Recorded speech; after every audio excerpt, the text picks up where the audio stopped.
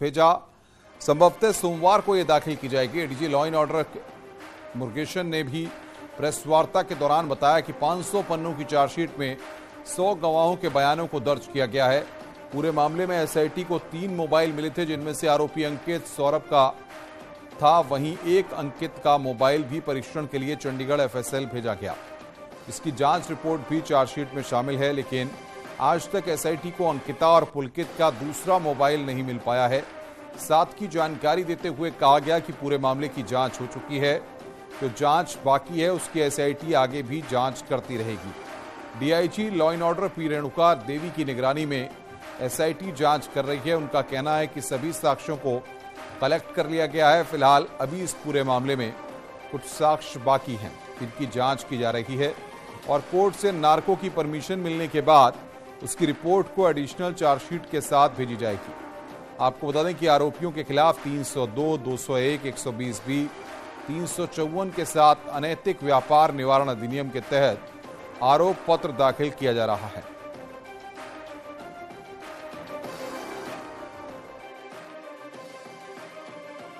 Witness की availability की देखना पड़ता है, तो इस पे हमको एक टाइम लिमिट ऐसा है ना कि legally we are entitled for 90 days in murder cases के व्हेन अक्यूज्ड इज अरेस्टेड।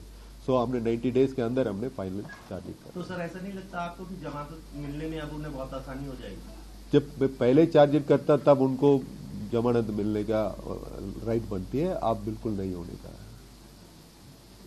अच्छा सर, इन्वेस्टिगेशन में कोई जैसे एक्स्ट्रा इसमें कुछ धाराएं हैं वो लगी हैं, यानी चार्जशीट का लबोलबाब क्या है, कुछ जो आप बता सकते हैं? जो मैं पूरा कंप्लीट आपको डिटेल हमने प्रेस नोट में दिए हैं। जैसे मैंने कहा है, हमारे जो चार्जशीट बन रही है 302, 201, 120B, 354 का आईपीसी व 51B अनैतिक व्यापार निवारण अधिनियम के तहत चार्जशीट जारी है।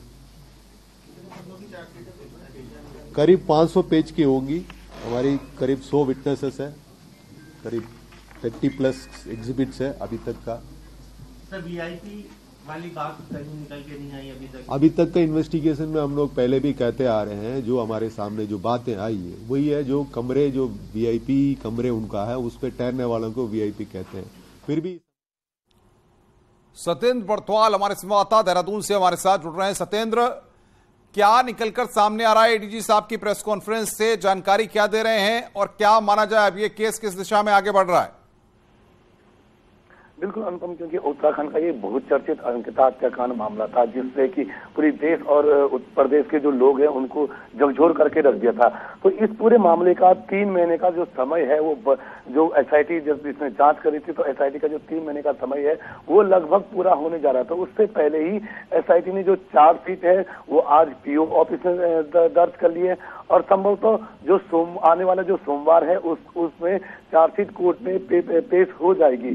तो यानी कि अभी तक जो इस पूरे मामले में जो जांच कर रही एसआईटी है और जो आज प्रेस कॉन्फ्रेंस हुई, उसमें साफ तौर पर ये देखने को मिला है कि पूरे मामले में जो एसआईटी ने 500 पन्नों की ये पूरा चार्जशीट तैयार किया है, जिसमें 100 से ज्यादा गवाह अभी तक बताए जा रहे हैं कि इन्होंने 100 से ज्यादा गवाह लिए हैं। और एसआईटी का ये दावा है कि जो तीनों आरोपी हैं, पुलकित, अंकित और सौरभ, इनको कठोर से कठोर दंड मिले, जिसके लिए उन्होंने पूरी चार्जशीट कोर्ट में पेश कर ली है। और अभी कई तथ्य ऐसे हैं जिसमें अभी जांच चल रही, तो उनका ये भी कहना है जिसमें नार्को टेस्ट का भी बात सामने आ रही कि अगर नार्को टेस्ट होता है तीनों आरोपियों का, तो उसकी भी जो चार्जशीट है वो एक्स्ट्रा जो एडिशनल चार्जशीट के साथ कोर्ट में पेश करेगी पूरी एसआईटी। बिल्कुल सत्येंद्र, बहुत बहुत शुक्रिया आपका हमारे साथ जुड़ने के लिए। और